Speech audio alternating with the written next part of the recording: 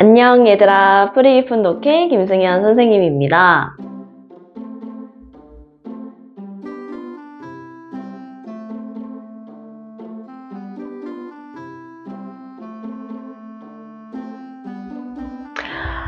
자, 오늘은 근자감에서 조선의 신분제도에 대해서 살펴볼 겁니다.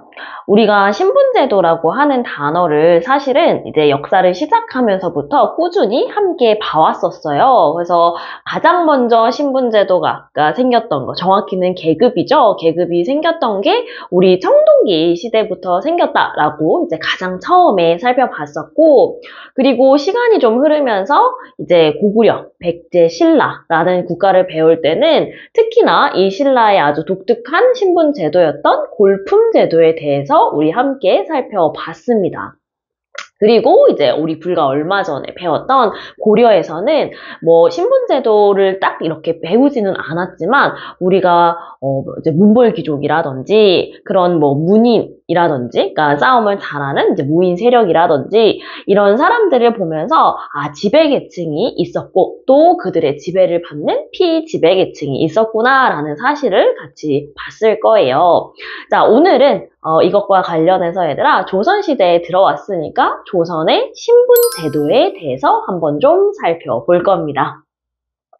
자, 근데 오늘의 이 설명은 얘들아 이제 그냥 선생님의 말로만 들으면 이해가 잘 안 갈 수도 있거든요. 그래서 오늘은 칠판을 같이 보면서 조금 이야기를 나눠볼 거고요. 우리 칠판에 이제 열심히 쓰여진 부분들을 나중에 다 설명을 듣고 나서는 엔터 눌러가지고 일시정지 눌러서 필기 꼼꼼히 하는 거 잊지 마시길 바랍니다.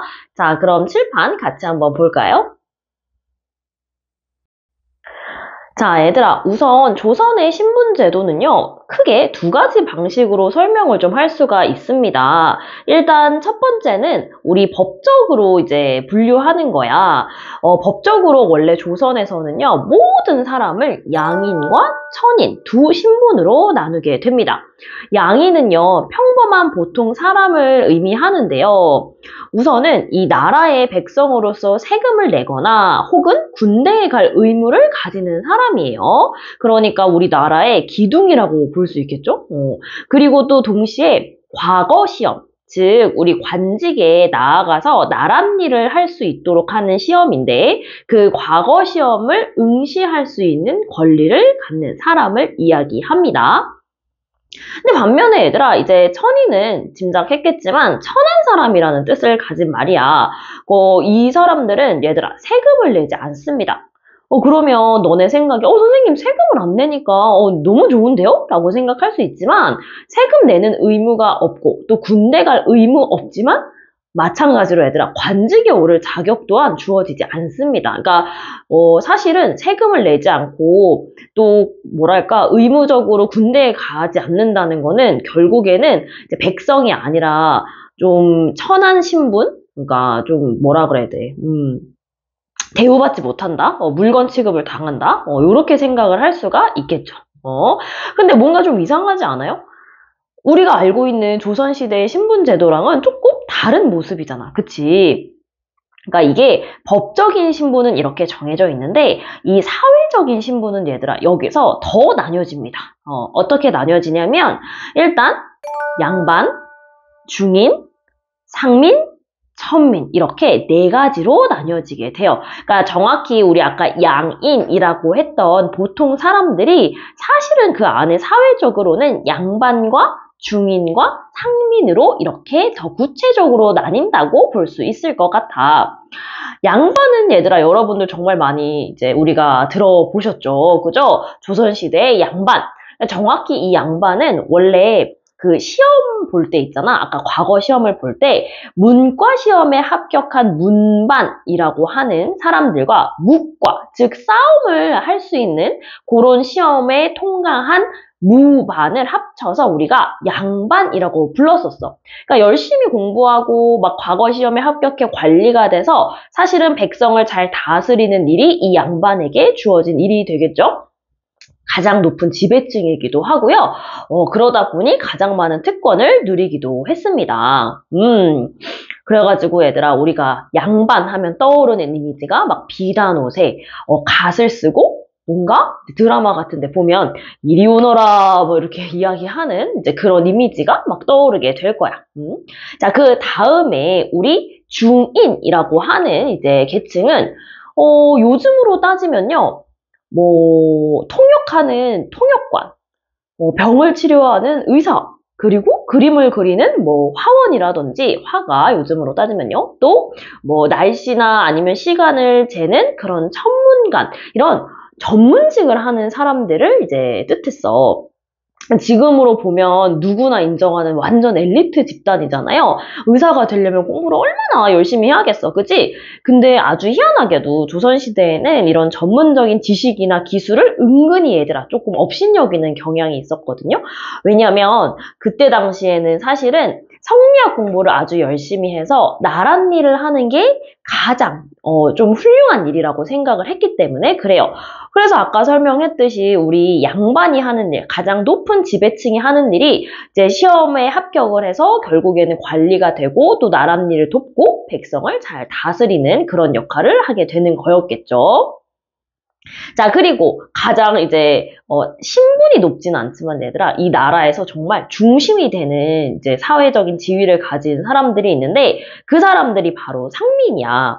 그러니까 실제로 얘들아, 이 신분 중에서 가장 수가 많았던 게 상민이거든요.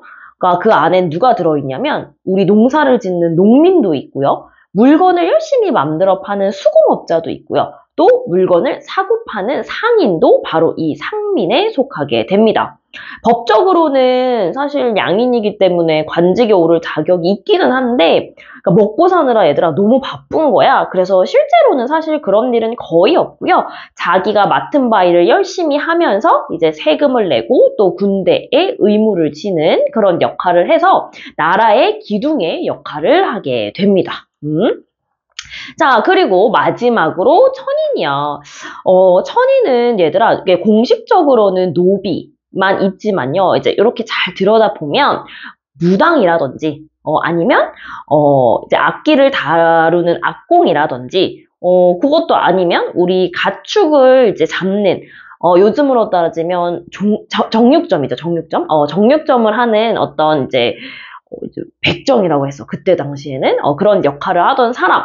이런 사람들을 조금 천하게 여겼었어. 근데 이 말을 들으면 이제 되게 의아한 것이 아니 선생님 연주하는 악기 연주하는 사람들도 그렇고 또 이제 고기를 도축하는 사람들도 그렇고 지금 생각하면 왜 천한 취급을 받는지 모르겠어요 라고 생각할 수 있는데 그러니까 그때 당시에는 아까도 얘기했지만 얘들아 성리학이라고 하는 게 되게 중요하다고 했었잖아.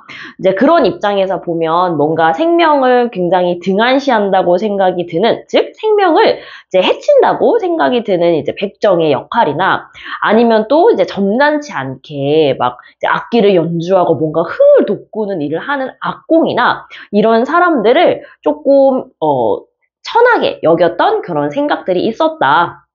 물론 지금은 당연히 그렇지 않지만요. 그렇게 좀 이해를 하시면 되겠습니다. 자, 그래서 정리를 하자면 얘들아, 우리 첫 번째 법적인 신분과 또 두 번째 사회적인 신분이 이렇게나 달랐다. 그래서 우리가 실제로는 사회적 신분에 따라서 이 조선의 사회가 움직였다. 라는 사실을 좀 같이 기억해 두시면 되겠습니다.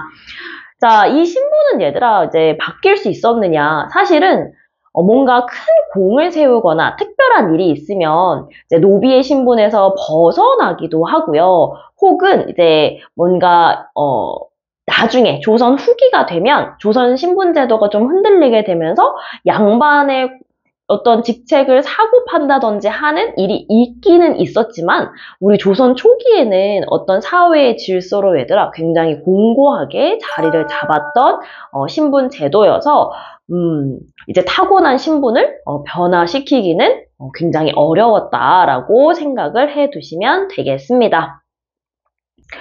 자, 어때, 얘들아? 이렇게 조금 짧고 간단하게 조선의 신분 제도에 대해서 한번 좀 살펴봤는데요. 이런 것들만 기본적으로 알고 있어도 우리 앞으로 수업하는 데 도움이 많이 될 테니까 혹시 아까 필기 안 한 친구가 있다면 뒤로 가기 버튼 눌러서 이제 필기 꼼꼼하게 밑에 칸에 해주시고요. 아, 조선 신분제가 이런 식으로 이루어지고 있고 또 특히나 우리 상민이라고 하는 이런 가장 많은 수를 차지한 백성들이 나라를 지탱하는 어떤 기둥이었구나. 그리고 그들을 좀 관리하고 다스리는 지배층이 바로 양반이었구나. 라는 사실을 잘 기억해 두시길 바랍니다. 자, 오늘 영상은 여기까지고요. 얘들아, 오늘도 고생했고 우리 수업 시간에 봅시다. 안녕.